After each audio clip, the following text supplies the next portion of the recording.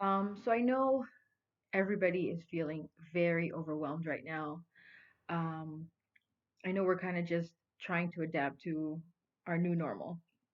So I've been playing around a lot with Microsoft Teams and Zoom and making videos for the students and everything. So I kind of wanted to go through it with you step by step, share what I've been doing. I know it can be very complicated. There's a lot going on. So I just want everyone to kind of take a deep breath, relax. Before we start, if you are watching this on your computer, I'd suggest that you watch it instead on your phone and then have your computer open so you can follow the steps that I'm going through.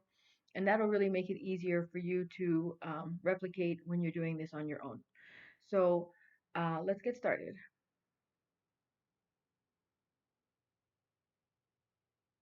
All right, so the first thing you're going to do is go to dateschools.net. So I'm going to try my best to really walk you through it step by step so that it makes sense to you. And you'll see that once you start using it, it's actually pretty user friendly. So go ahead, log into the employee portal. And when you get there, you're going to go to this orange box here, Office 365. Go ahead and click on that. If this prompts you to sign in, you're going to sign in with your employee number at dateschools.net and your portal password. It should have you doing that automatically if you've used Microsoft Office on this device already. If not, that's how you're logging in. Your employee ID at dateschools.net and your password. All right. So once you get to this screen, you're going to go all the way over here to Teams. You're going to click on Teams. What you're going to find, if this is the first time you're getting into Teams, or maybe it's not, but the district has set up all of the teams here based on your periods and what's in the gradebook. As most of you know, let me see. Let me see if I can show you. Okay, hidden teams. So these are my hidden teams. Yours are going to show up like this. If this is the first time, it's going to have whatever your course is normally called. You can very easily, by going up to these three dots, you can rename, you can edit the team, and you can rename it. But we'll do that later.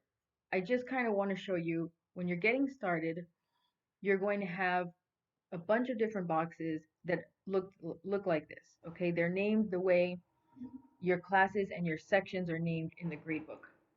So, as many of us know, you might have two or three sections of students in one class period. So what I did for most of my classes, I had multiple teams made because I have multiple sections. So if I had two of these for my period 4 class, whichever section had fewer students, I would add those students to the other class. So I'm going to show you that really quickly. Unfortunately, I've already done a lot of this, so your screen is going to look different if you're logging in for the first time. The first thing you'll see when you click on your team is all the way at the top, there's going to be something right around here that prompts you to activate this team. Once you activate the team, then all of the members, the students that are in that section, will now have access to this team. So if this is generally like your first time, you haven't used Teams before, you will see that at the top here. And it's important that you click on that to activate it. Once you've done that, you can go over here to more options and you can manage your team. So again, you go here to the three dots and you go manage team. It brings you here. If you click to where it says members and guests, it'll tell you how many students are in your class and it lists them out for you. Okay? The option to activate might be here if you didn't see it in the other one.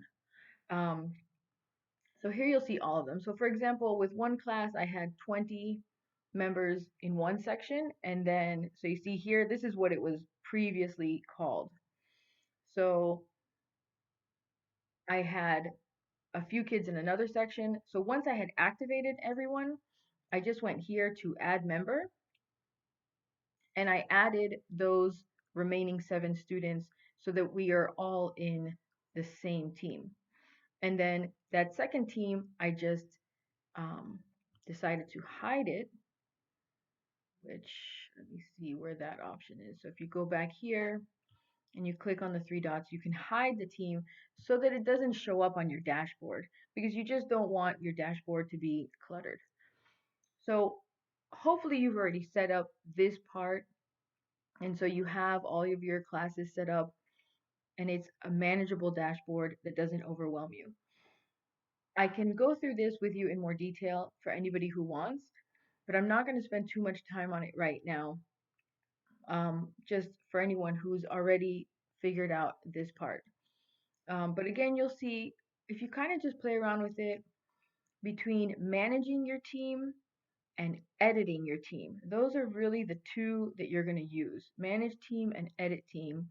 So for example, edit team will allow you to rename your class. Okay, so you can give it a name that makes more sense for you. You can change, our kids are all technically primary.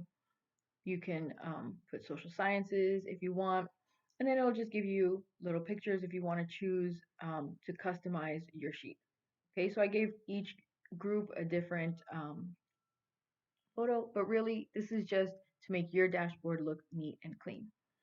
All right, so once you've set it up, I'm going to use my homeroom because we haven't been communicating very much on the homeroom chat. So it's kind of a cleaner look at this point.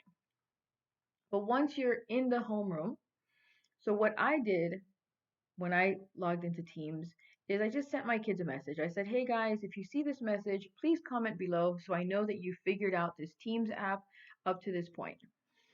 I didn't get too many responses from my homeroom, but in my other classes, I would say that about 80% of my students either sent me a hi, Ms. Dennis, or they liked the post, so I knew that they were on. Okay, and the reason I'm encouraging my students to use Teams is there's a couple reasons. First of all, since the district is going to use the logging into the student portal as a means of collecting attendance, if I'm using Teams and the students know to go to Teams in the morning when they log in to see what's going on, by doing that, they're automatically going to register their attendance, which is great, which is what we want to happen. I'm not using the chat feature or this post feature too often, and I haven't found that the students are abusing it either. And if they do, you can always mute a student if you find that he or she is being problematic.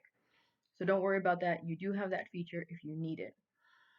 One thing that I have found, I'm going to go to a different team where you can see more of my assignments. So one thing that I like about Teams, I don't know if you guys know, I have a daughter who's here in 8th grade, and she was feeling a little bit overwhelmed. So I had her write down for me all of her assignments, when the work was assigned, when the work was due, to kind of keep a log of what she had to do. And I found that the biggest problem that she was having is she wasn't exactly sure when things were due. And obviously, we have flexibility and we're giving our students flexibility with regards to due dates, but she didn't really feel that she had one place where she could go in and really get a clear snapshot of what her work was for each teacher. So, what I started doing for my class, because I try to learn from whatever she's struggling with, I try to make sure I'm addressing it for my students also. What I did is any assignments that I had given them, I created the assignment here. So, if you go, we're in posts right now. If you go to assignments, you can create the assignment here. Okay, so you go to create assignment, And then you enter the title. So I'm just going to make this a test assignment. Instructions. I'm not going to provide detailed instructions here because I do that through Edmodo, which is what I've been using with my students all year. So rather than duplicate the directions, I just tell them see Edmodo for more details. Okay, so I'm going to go ahead. My typing skills are not the best. I'm going to type that in. I'll put in here 100 points. I don't need to add a rubric. And then since this is a test, I'm not going to change the date right now, but I'm going to go ahead and assign it. Okay, so now that I've assigned it, it's going to show up back in my posts. So at some point, I'll have to let my students know that this was just a test run for these purposes, but it will show up there. Okay, and it'll give that little indication that there's been an assignment. So none of my students are learning about these assignments as on the first time from looking at Teams. I've already assigned this through Edmodo. They're aware of it, but what it does, and I'm going to show you, okay, so it lets them see everything that they have due for me with the due date. If they need more information, they know where to find it, and I'll show you what it looks like. So when you click on the assignment, this is how you see it as a teacher. But if you click over here on student view, I'm assuming that this is what students see as far as this assignment goes. So they see the title of the assignment, the due date and time, and instructions. I said see Edmodo and YouTube video for details because I've already provided that. But really, the only purpose is they can go in here and they can see everything that they have for me. So I do like this assignments feature for anyone or for anyone who feels that their students might be a little bit overwhelmed, or if you're assigning things in Edgenuity, in iReady, in different platforms where you want to make sure that the kids can kind of, with one quick glance, know everything that they need to do for you. Now, one thing that I have not figured out, and I need to do that with my daughter, she's at her dad's house this week. So my students don't know how to turn things in through Teams. And to be honest with you, I don't know either because I'm not seeing it from the student view.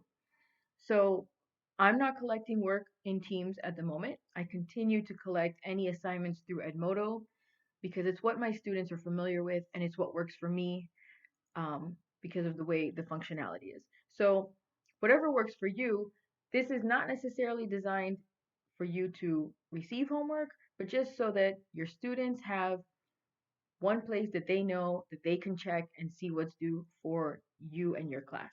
Okay? So that's how I've been using this aspect of Teams. So the next way that we're using Teams is with Zoom.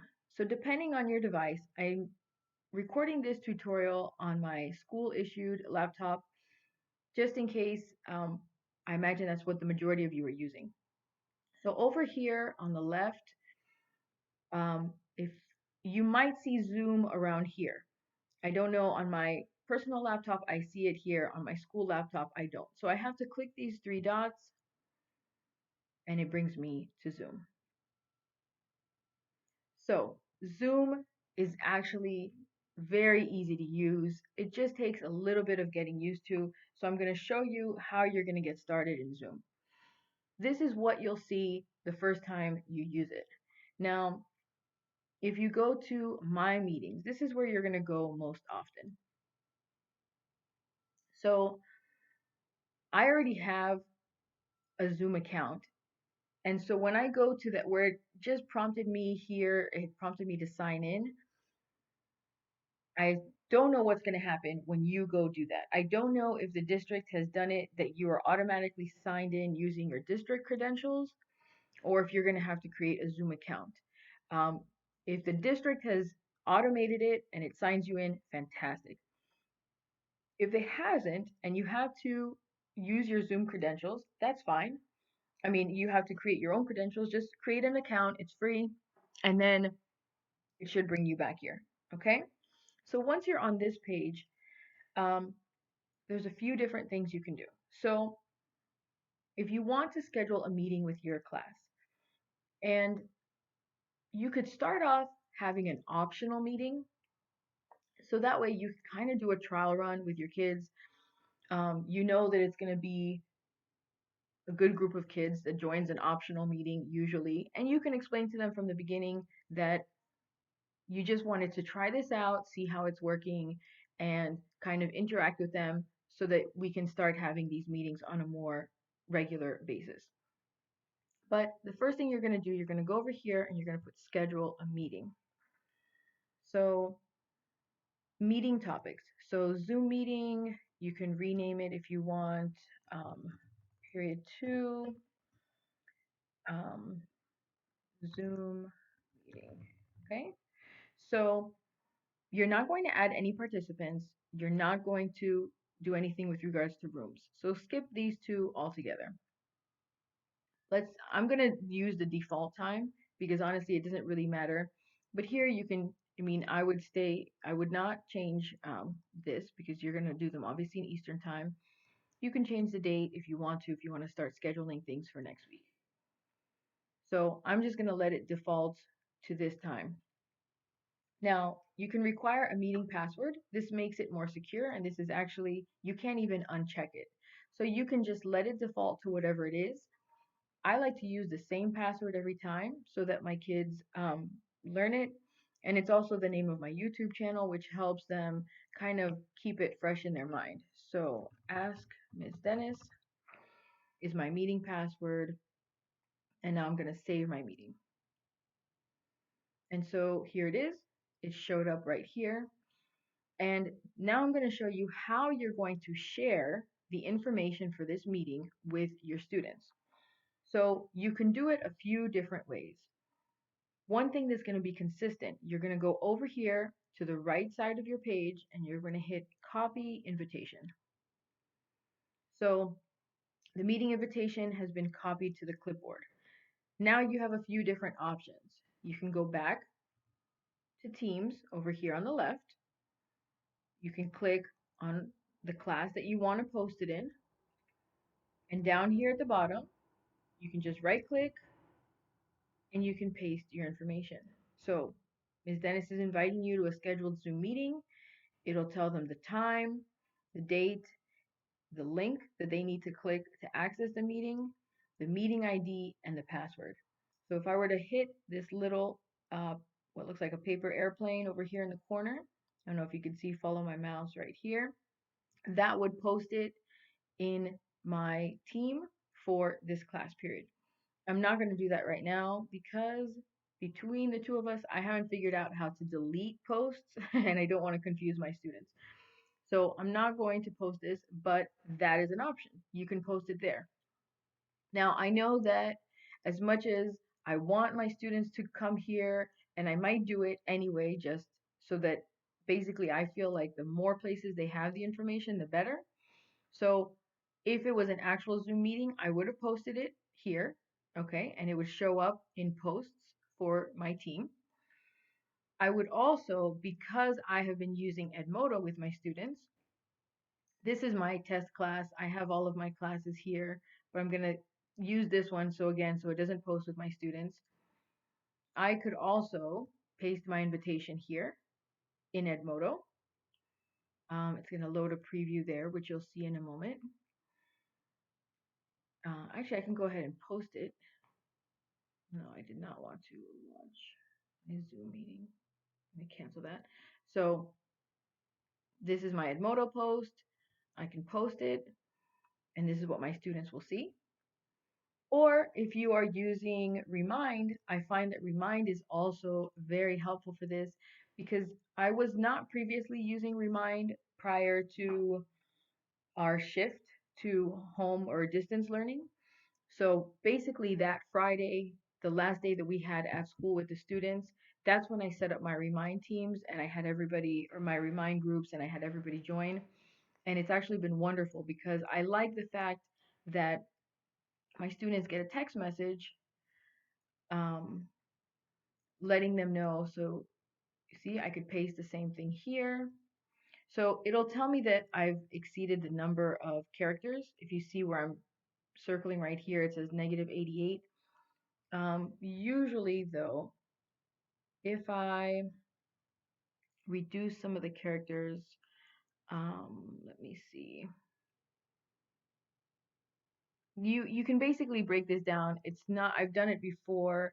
You can figure out what information is important, or what you can just say is Ms. Dennison is inviting you to a scheduled Zoom meeting, and then you could just write see Edmodo for more details, or see Edmodo and Teams for additional details. And that way you don't have to worry about the character restriction. And you can go ahead and send this out, and your kids are going to get a message so they know now to go and check Edmodo or Teams for information on your meeting. So that's why I really love Remind. I can also help you with Remind. The problem is if you don't, you have to already have some communication set up with your students, because you need to be able to send them the information to join Remind. Okay, so it's great because I don't want my students to feel like they have to constantly be checking the Microsoft Teams app, or they constantly have to be going to Edmodo. By using Remind, I'm able to send them a message letting them know I've posted a new assignment or I've scheduled a new Zoom meeting, so that way they know that they can go and log in. I really try not to overwhelm them with messages, because I kind of feel between there's 6 teachers and the fact that we're all using at least 1 or 2 different communication platforms, I feel like it's kind of creating some anxiety with them. Excuse me, because they're getting kind of bombarded with a lot of stuff. So I try to make sure I have all the information in one place, and I limit the number um, of remind messages that I send them. All right, so I hope I'm not overwhelming you. Let's go back now to where we created our Zoom meeting. So again, we're back in Teams. You're going to go to the 3 dots if you need to, if Zoom is not showing up here, and you're going to go to Zoom. Excuse me, I haven't spoken this much in weeks. So, all right, so you go back up here to my meetings. Now, once you have scheduled your meeting, you've notified your students that this meeting is taking place on a certain date at a certain time. Now that day and time is here, and it's time for you to start your meeting. So you're going to go to that meeting, and you're going to click start. Just give it a second. It's going to go ahead and launch it.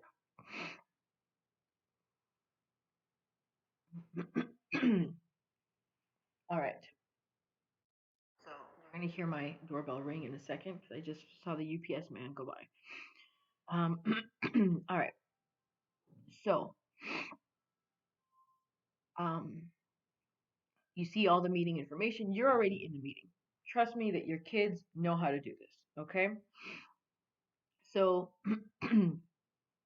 it might ask you to, if you want to test your speaker microphone. So some of you, when you first come here, you're going to have a box that says, if you, it's going to ask you if you want to use the computer audio, which is what you want to do, unless you're using other equipment, which I doubt is the case.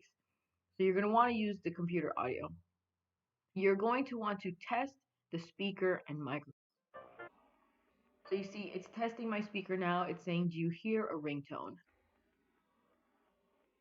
Yes, I hear that ringtone. Then it's going to say, speak and pause. Do you hear a replay?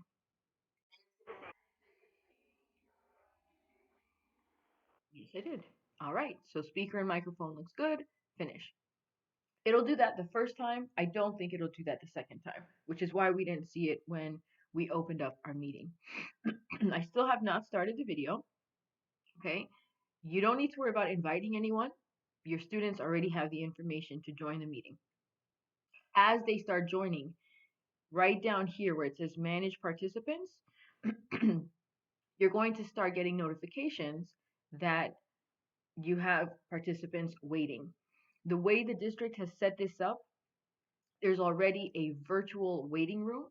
So when your students log in, they're going to be put in a waiting room until you go here and you approve them adding to your room. So one of the things the district wants us to do is to make sure that the students are using their correct first and last name so that you know who is coming into this meeting. We want to make sure in the event, in the unlikely event, that someone who is not supposed to be in this meeting gets the information, we want it to be easier to spot them, okay? So this is where you will let your students in once you are ready to do so. Um, this is the option to share your screen.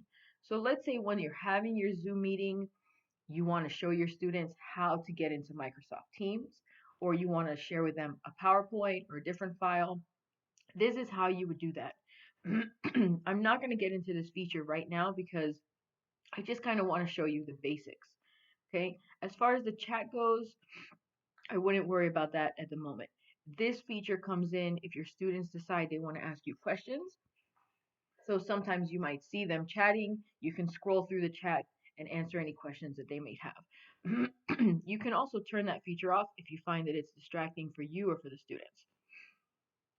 All right, so now that I'm ready to start, one more thing I want you to look at, and it's this record button right down here. I like to record my Zoom meetings because if I have students who were unable to join live, I can post that recording or share it with them. I can add it to my Teams channel so that my students can see and watch it later on when they're able to. So I really do like this feature. I'll go ahead and turn that on though once I have started my video. So to start the video, um, I you can choose a virtual background. You can play with that. I, have a setup at my house that I'm happy with. So I just activate my camera and here I am. So now my camera is active. Let's assume that I've allowed all my participants to enter. I'm going to go ahead and hit record. And now my meeting is started. So when you have more than one participant in the meeting, you're going to have some options up here where it'll tell you that you could use gallery view, and that will allow you to see all of your students. It'll show up as a grid over here. Um, so once you actually get the Zoom meeting, I would really suggest that you have a meeting with maybe one of your colleagues, maybe two or three of your colleagues, and kind of get the hang of it. We're all learning this, so there's no shame in the fact that we're still trying to figure out what we're all doing here. So when you're done, you'll click End Meeting. And then to keep this meeting running, please assign a host or end meeting for all. So one of the things that I told my students in our first meeting is I told them that they also have the capability of initiating a Zoom meeting with their friends and their classmates. At some point, we may want to assign group work because I feel like they're really missing that connection with their students. And they do have some friends that they keep in touch with on social media or through text messaging or the phone. But for the most part, a lot of these kids or classmates say they only see at school in class. So this has been great to kind of put people back in touch with each other. And I can tell you personally that my students loved it. All right, so I'm going to go ahead and end this meeting for all. Okay, so now it's converting my meeting recording. This will automatically pop up. I didn't do anything. It just automatically comes up. Once it has converted it, it's going to ask me if I want to save it. So I would like to save it. I've set up a folder already. That way it's easy for me to find it. On my desktop, I called it Zoom Recordings, and that's where I would like it saved. So in my Zoom Recordings folder, These are audio only. This is one that I had done when I was testing this out to make sure it worked. So that was one that I recorded at 212. So this is the newest one. This is what you want to look for here. I'm sorry, you see all of these. You want to look for the MP4 file. Um, I'm going to be honest with you. I'm not sure. It's either this one. No, it's got to be this one, I believe. Because actually, yes, based on the file size, it's a large file. So this has to be the video one. I can click on it, make sure that this is what it is. There we go. Okay. All right. So that was the one right here. Okay. So this is the one. I'm going to rename it just so that I know how to find it later. Let's just call it period 2 meeting on April 3rd. Okay. Whatever you need to. So you rename it, and that way now you can upload it to Edmodo. You can send it via Remind, or you can post it in Teams for any students who were not able to participate. If all of your students participated, then don't even worry about it. But I just wanted to show you that feature. And there's another benefit to that feature that I'm going to show you now. So I'm going to close this out. I'm back in Microsoft Teams. Okay. I have been making videos that I've been sending to my students um, using my Mac, and I'm posting them to YouTube, and I'm using my phone and different programs. And I know that that is very complicated, but making a video to send to your students does not have to be complicated. And I'm going to show you a very easy way to do that using Zoom. So you're going to start a meeting, okay? It's going to ask you to search names. Ignore that feature. Just go directly to start and click it. Okay, so we're going through the same steps that we went through when we were launching our scheduled meeting. And by the way, even if you have a meeting scheduled for 3 p.m., you can launch it and you can start playing with it half an hour before or 2 days before if you want to. So don't feel like um, you have to wait until 3 p.m. if that's the time that your meeting is scheduled. All right, so we're back here in our Zoom meeting. We are the only participant in this meeting. What you can do here is you can record yourself and you save that as a recording. So if you're not comfortable using your phone to record a video, you can use Zoom. You have a meeting without any participants, and you just use the record feature right here to do it. So for example, you start your video, you know, your sound is already working, it's not muted, you have your video. So you're back up on the screen. When you're ready, you go ahead and you hit record. Hey guys, this is Ms. Dennis. I just wanted to record a quick video, let you know that I'm thinking about you. I want to make sure everybody got the information regarding our upcoming Zoom meeting. It's posted on Edmodo. So I hope everybody's doing well. I miss you guys, and I'm really looking forward to seeing everyone. All right, talk to you soon. All right, so I stopped my recording down here, and now I have, it says up here, if you can see on the top right, it says the recorded file will be converted to MP4 when the meeting ends. So as soon as I end my meeting, it's going to start converting that file to a video, rename it, save it, whatever you're going to do with it, and then you can post it to your students. You can upload it to YouTube. If that's something that a lot of people want to do and they're not sure how to do it, I mean, first of all, there's a ton of information on YouTube about how to upload your videos into YouTube. So play around with it. A lot of this stuff is not nearly as difficult as you would think it would be. So I'm going to end my meeting and meeting for all. And now I have that recording that I can share with my students. So if you want to record a lesson, if you have assigned a task and you feel like they could really benefit from hearing you explain it, then go ahead and use that feature And then you can upload it to whatever platform it is that you are using to communicate with your students. Okay, so I'm just gonna, we already know now how to figure out based on the file size. It's probably this one. I'm gonna rename it if I want to. So now you know how to use that feature. Okay, so I'm gonna go ahead and close this. So this is essentially how you're gonna use Zoom. Again, just to show you, once you've scheduled the meeting, you copy the invitation, and whatever means you are using to communicate with your students, whether that's email, Edmodo, your own class website, Microsoft Office Teams, whatever it is, Remind, you just copy and paste it, and your students have the information. And for the most part, I think our kids are really liking this feature.